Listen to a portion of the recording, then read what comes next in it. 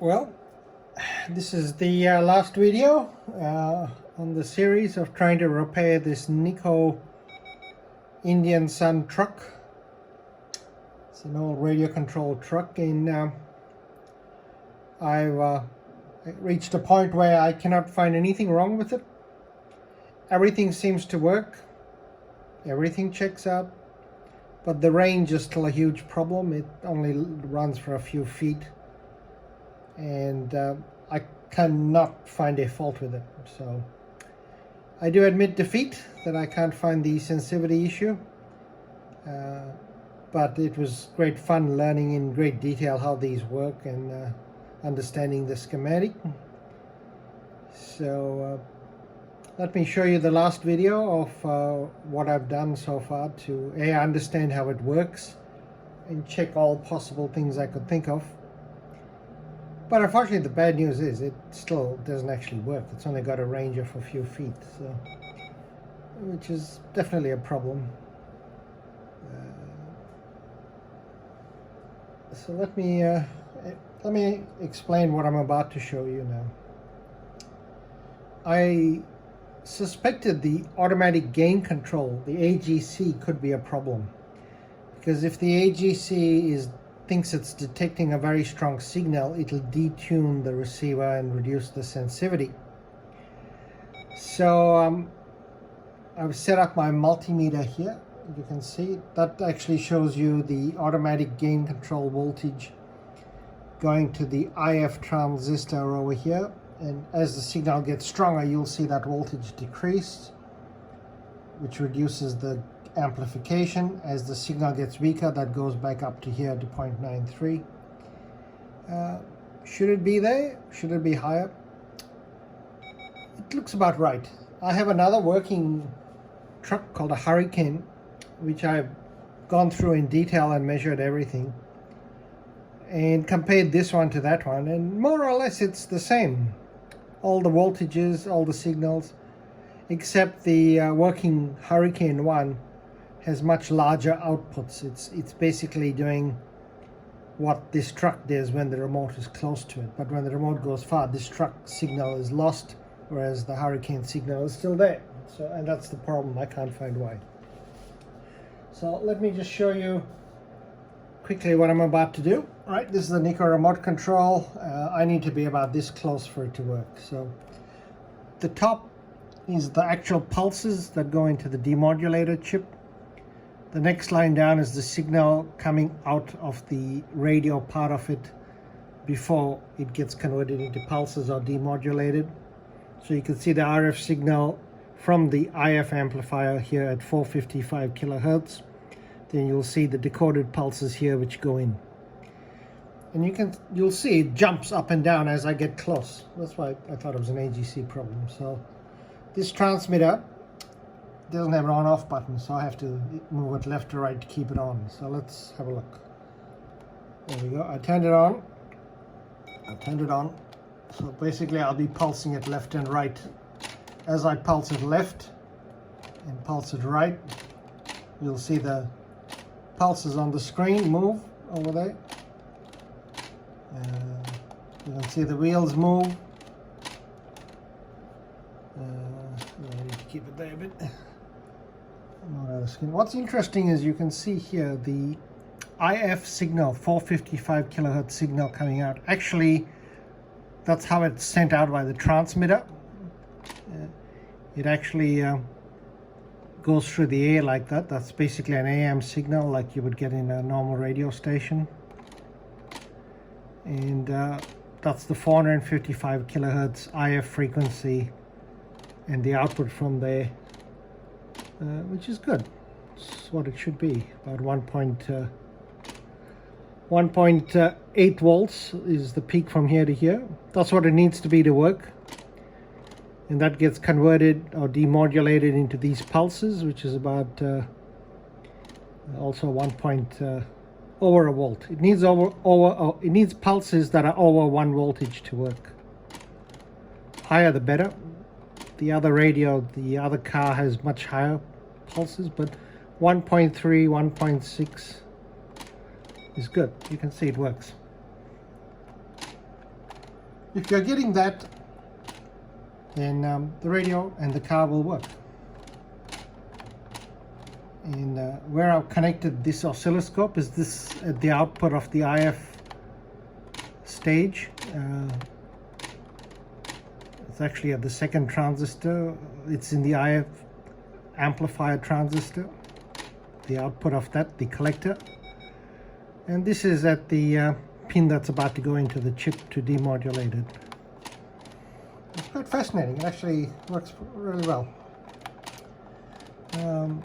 What's on the screen here, what's in my multimeter, 0.67 volts, that is the AGC voltage that is going to the base of the IF transistor in there. So watch what happens now. I'll turn this off, the signal will drop off. When the signal drops off, watch this voltage, it's now 6.8. This voltage will increase, which increases the sensitivity of the unit. So let me turn it off and wait. And you can see this voltage at the base has gone up to 0.92. Now I'll turn the radio on, and as I'm bringing the radio closer, you'll see the signal get bigger on the screen. But it doesn't move the wheels till it actually gets to about 1 volt, below 1 volt pulses. I'll still hold it on and I'll move away, and you can see the voltage and the signal. This will go up to increase the sensitivity as the signal drops off. And it'll get to a point where, oh, I found the signal, and there you go, it works. So I suspected this automatic gain control is making it less sensitive than it should be. That's why I set this up to see it. And it is working in principle, 0.67 volts and a high signal. And as the signal fades away, it drops off. And it increases the voltage, which increases the gain of the IF. But it's doing all that it should, but I still think there's a problem with this automatic gain control. It's making it far less sensitive than what it should be. But I really can't find anything wrong. I've taken everything apart, tested every single thing. Can't find a problem with it. So I may do one or two things. I may just remove all the electronics and put some modern gear in with a sound chip, because I do like the truck. I don't think there's any more that can be done on this board here. It's got ghosts in it that are beyond me. If you ever wanted to know what the crystal oscillator schematic looks like in this thing, sorry, that's the mixer. So not the crystal, that's the mixer. So the antenna signal comes in here, goes through one coil, goes through this transistor, which is the key one. The crystal oscillator signal comes in from here and gets mixed here. And what you get coming out here is 455 kilohertz. I spent a lot of time on this because I still think this may be an issue here. The supply voltage is 3.3, there's ground. I measured the voltage, DC voltages here, 0.74, 330. I thought that was a problem, but that's actually how they've designed it. I did change this bias resistor. I lowered it to get more current flowing through and actually have it operating, but then it stopped working. So it's meant to work like this in this model. That's quite interesting.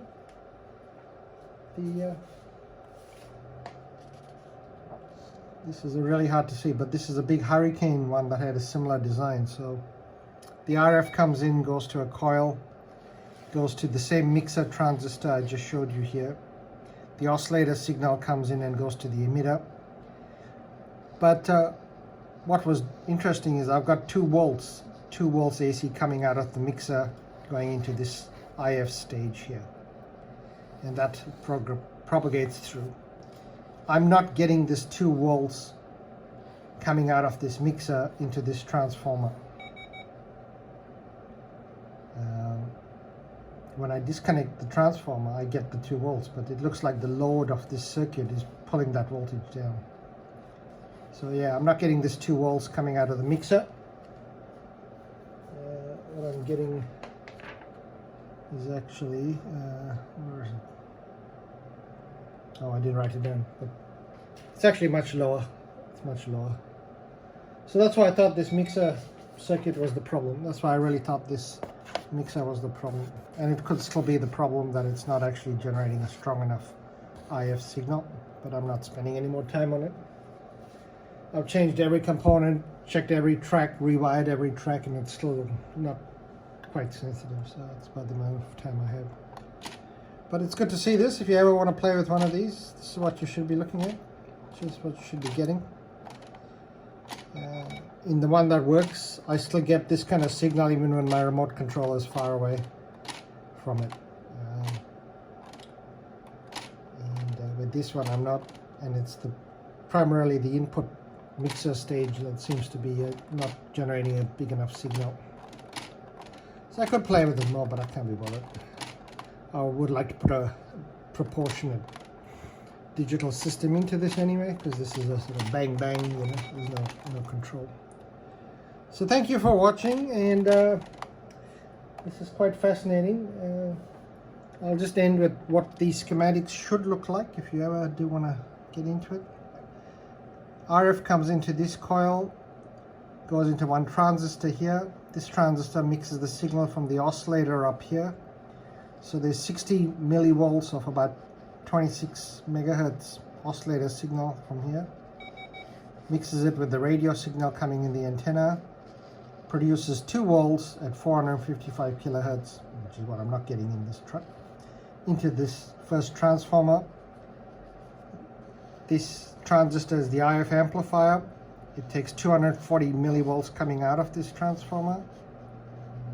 At 455 kilohertz, produces a whopping 1.43 volts, which goes into the second IF transformer.